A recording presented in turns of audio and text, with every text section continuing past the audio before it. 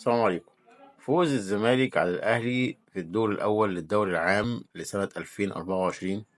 طبعا بكل روح رياضية بنقول مبروك للزمالك ولجمهوره. وكمان بجد كان ماتش حلو جدا جدا جدا من الفرقتين، والجمهورين كانوا في الملعب على قد المسؤولية، وكانوا بيشجعوا بحماس، وكانوا فعلا على قد المسؤولية، وكان شكلهم مثالي جدا. وكنت بجد فرحان إن الماتش بيتلعب في القاهرة بالمنظر ده، ومش زعلان على خسارة الأهلي قد ما أنا فرحان إن الفرقتين قدموا المستوى الجميل ده ككورة.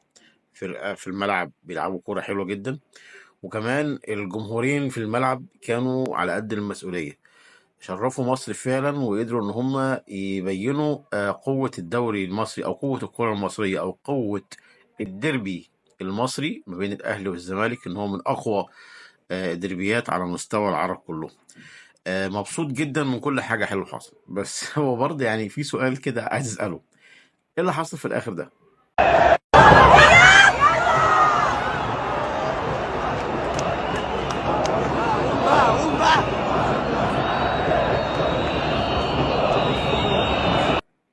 اه، من حقك انك تكسب، مش عيب انك تكسب، عادي.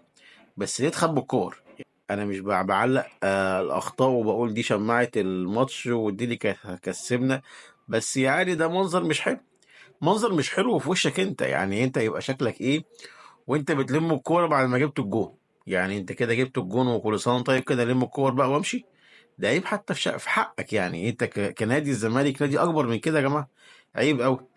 وان شاء الله ان شاء الله ان شاء الله الدوري يبقى للاهلي يعني، بس حتى لو الزمالك اللي خده، مش بتخبية الكور يعني. السلام عليكم.